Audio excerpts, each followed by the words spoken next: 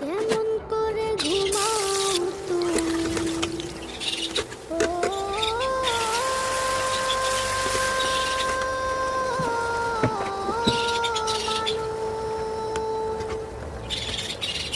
কেমন করে ঘুমাও তুমি? ফজর করে কাজা এমনও তো হতে পারে জোহরে জানাজা। কেমন করে ঘুমাও তুমি? কেমন করে ঘুমাও তুমি? ফজর করে কাজা এমনও তো হতে পারে তোমার জোহরে জানাজা।